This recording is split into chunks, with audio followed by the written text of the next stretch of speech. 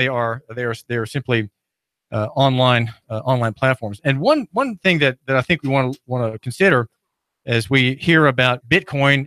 Tuesday evening, there's the Bitcoin meetup group, by the way, right? They talked about at that meeting of about a dozen. They talked about Bitcoin wallets, and the whole phenomenon of cryptocurrencies seems not to have created a big wave here, but there is one elsewhere, and it's said to be in a bubble, with Bitcoin today at $10,750 per coin, up, I think, up 9,000% this year, or 9x. That's 900%, a 900% rise this year in the paper dollar trading value of that bit of you might say that bit of code, which is a Bitcoin.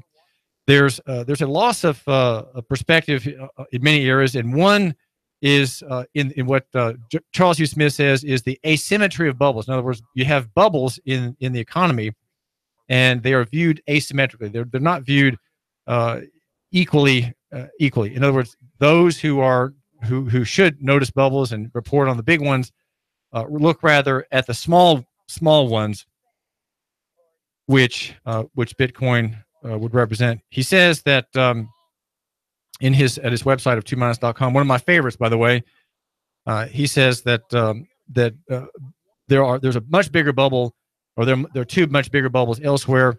One is in financials, and one is in real estate.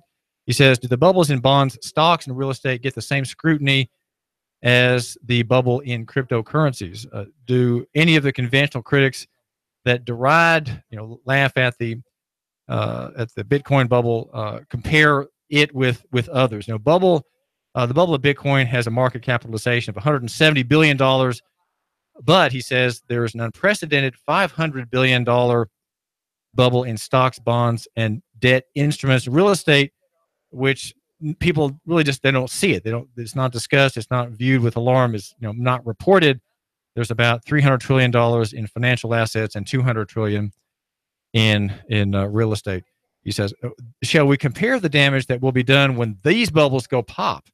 Owners of Bitcoin would suffer a collective loss of $85 billion when it goes down by half. That's if Bitcoin falls from $10,750 where it is today, there would be an $85 billion loss as measured by paper dollars. But if you have a half loss in these other instruments, that's $250 trillion. Okay. And that is much more significant, and he suggests much more worth reporting on and looking on. The status quo does an excellent job assuring us that these $500 trillion bubbles never, ever, they will continue expanding until the end of time, because central banks are the greatest power in the universe, and they will never let these markets decline. That's why we've had 10 years of inflation. The official inflation rate is said to be, by Grandma Yellen and her successors, less than 2%, but it's probably more like 8%. And in some markets, it's much higher than that. Meanwhile, the history is conclusive. Ultimate financial powers in the universe are 0 for 100 in terms of staving out collapses of asset bubbles, especially ones based on the infinite expansion of credit. That's what we have, an infinite expansion of credit with cheap interest rates, a suppression of the rate of interest. Now, what's happened there is that we have an economy addicted to debt. And Smith, in his books, the ones I have from him, I've read with great care. One is, I have a very dog-eared copy of Resistance, Revolution, Liberation, a Model for Positive Change. I'm holding it up here for you to see on Facebook. We're live there, by the way, Nooga Radio, and also on YouTube. It's a very dog-eared copy, because I have it on a shelf where this 2012 edition volume belongs. One of the books of special note, books that I refer to sometimes frequently just for a perspective, a kind of free market perspective. And often with Smith, his name is Charles Hugh Smith, often with very precise language that gives a kind of mega economic perspective, right? A large term global perspective from you could say a hard money framework. That's a hard money framework that is skeptical from the basis of fiat currencies, which is what we have today, the dollar being just bank script. It's not real. It's not real money. It's not a reliable store of wealth. It's, in fact, it's unconstitutional.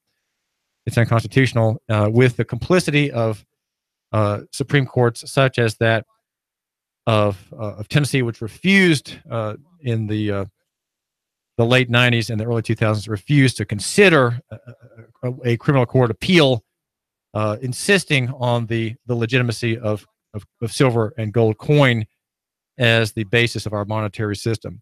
Now, what's happened culturally in light of this system of massive debt and the massive overgrowth of the state, even as we're talking about two seemingly conflicting things, collapse on many fronts of centralization, such as the Signal Mountain School Board drifting off from the county. That's a picture of the trend, right? And we have a discussion in recent days about liberty in the energy sector. We have the prospect of solar power and private suppliers of energy. The effects of these two trends, decentralization on one side and increasing consolidation elsewhere, seems contradictory. But the centralizing systems are doomed to collapse. In them, there is too much self-interest, too much friction, and too much heat. And the good that, say, bureaucracies once had in view, and maybe once theoretically did, they can't do anymore. And so we have a modern state which Smith says has an ontological necessity for expansion. It cannot shrink back, and it genetically will, by genetic design, will continue to expand in every bureau until the collapse. And even Trump can't cut back quick enough. And there's a result in this. And one of the results of this nationalization of the economy and of credit and the centralization of function all around us is this. He says we might start with a profound spiritual and psychological poverty of the citizen who is dependent on the state for either his sustenance, broadly speaking, welfare, or entitlements, or his privileges, meaning broadly corporate welfare, rather than drawing upon a decentralized network of community-based relationships. In other words, the local marketplace, neighborhood, extended family, professional and trade associations, religious organizations, the church, for example, community-based financial associations.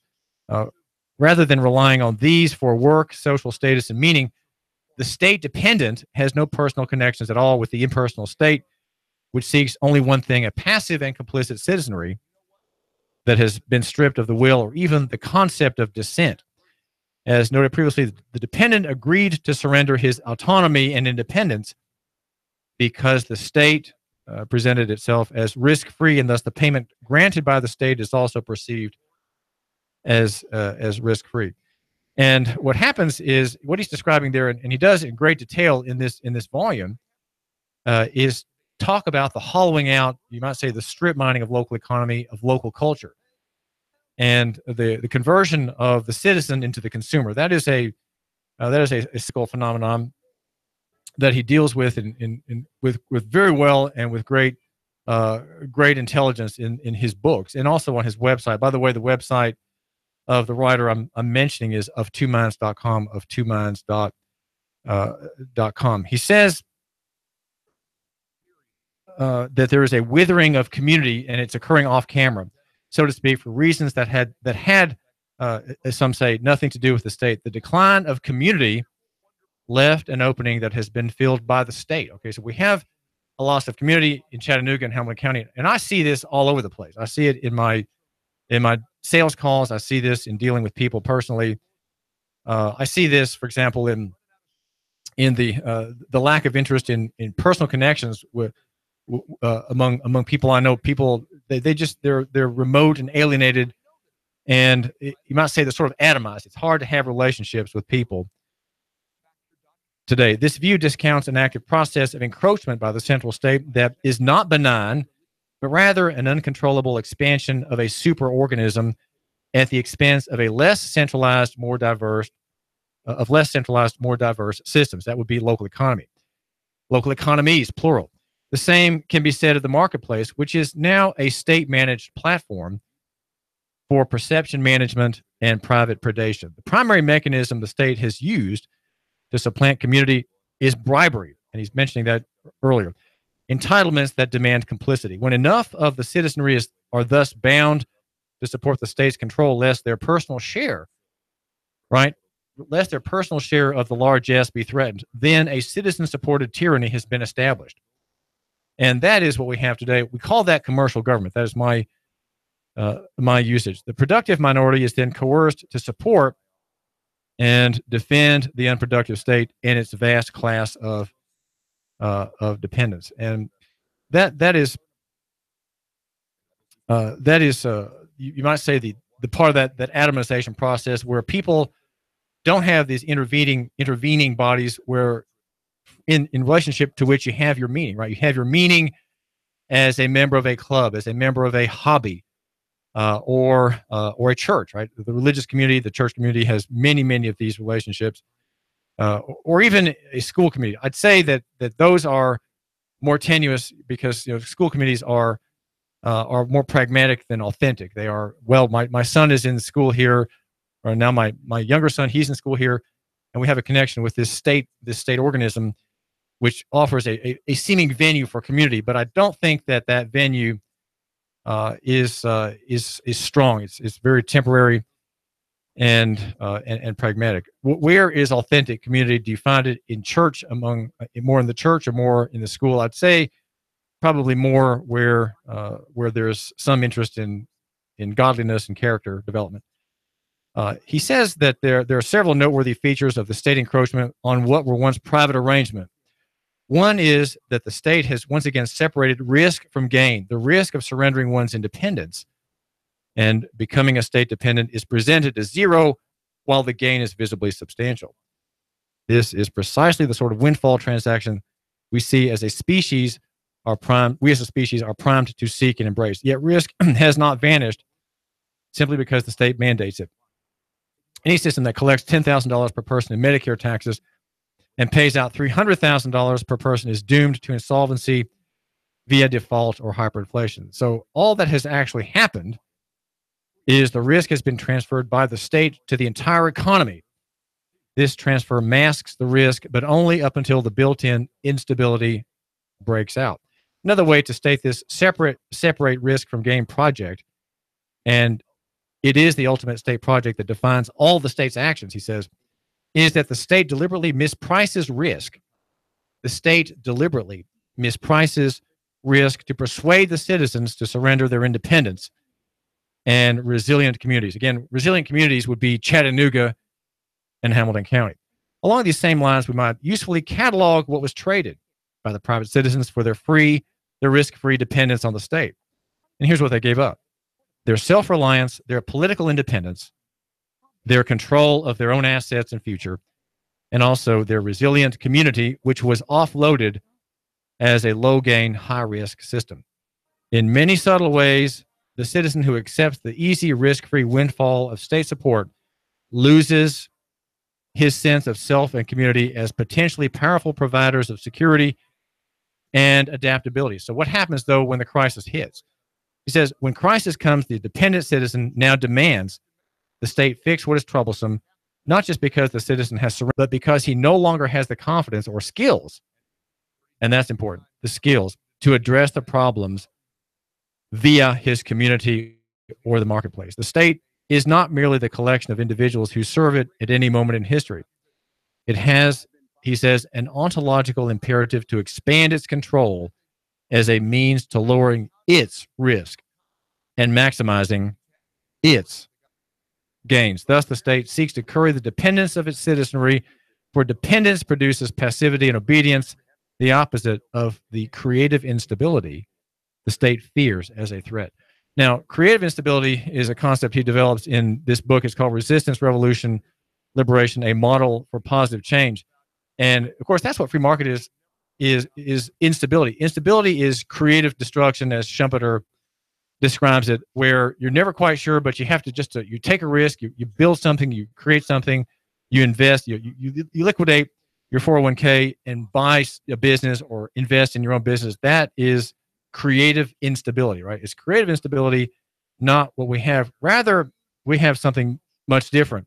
And it's an instability of much greater threat to local economy, of much greater threat, I would suggest, to you, my listener, here at the David Tulis Show and Nooga Radio. The forces of financialization view the traditional non-market community as something to be financialized to expand profit. Since financialization is ultimately enforced by the central state, this monetization of what were once decentralized local institutions into outposts of distant concentrations of capital can also be traced back to the state's replacement of community with its financialized model of predation and control. There is a profound irony in the state's hollowing out of community. When the state is collapsing under its own weight, then what was shunned as a high-risk, low-payout, bad deal, meaning investing in the community, right, local economy, and the transparent local marketplace, this will suddenly be revealed as attractive investments. What I'm trying to do every day here on the David Tulis Show is to make you think that very thing, that it's a bad deal and high risk to invest in national government, the national economy, especially the debt part, and that it's actually a better investment and has lower risk to invest locally. That if you divest nationally and invest locally, you're making a better deal, right? What he's saying is that the state has convinced us that its ministries, its security are full of grace, right? Are full of security, are sure, right? That's what we're being told. And to invest in yourself, to invest locally, to have a local-centric perspective, that's risky. And that's really risky. And there's not much return there. And what I'm saying, this perspective comes about at every point. Your friends say these things, the media says these things. It's part of the background. It's the noise that we hear. We have a strong and wonderful grand economy. Think of how Donald Trump talks about the economy, full of just wonderful exaggerated terms, as he's wont to do. Well, I think we've been misled. What really matters is that we have put that in discount, put these national economy things, this security, our social security, our government protections, our FDIC connections, our FDIC guarantees of our deposits and all that. We put that in discount and view it as risky. And instead view local economy and free markets, personal economics, local-centric investing, local capital, a local perspective, local mercies, right? Local charities, national programs copied locally. We view those as having less risk and greater prosperity. That's what I'm proposing. And it may just be an ideal. Maybe I'm proposing something that we can't actually grasp and we can't see how to do it, but it's still something I think we should want. And for example, I'm a member of Samaritan Ministries. It's not insurance. And I pay $495 a month directly to another Christian family, a needy family with medical expenses, and we all support each other, and we have total control of our doctors. We pay the cash price. It's a national ministry in which thousands of people all across the country are, if they meet the qualifications, are fleeing. Well, could we have something like that locally? We have started, as NBC has reported, a national program to rescue people from jail. They're in jail because they can't pay the cash bond. They're too poor. We have a national program being started by very wealthy benefactors. Could we have in Chattanooga a wealthy benefactor to propose such a thing? To hire someone to run an office and to intervene down at the jail, to have these people bail out, and then sort of look after them, mind them, make sure they come back for their hearings and so on, and get them back to work. Back in their already maltreated and difficult family lives. Get them back there. Local solutions. We need to invest locally and not wait for the good people and national economy to do things for us. News and information. Nooga Radio. Digital FM 95.3 HD.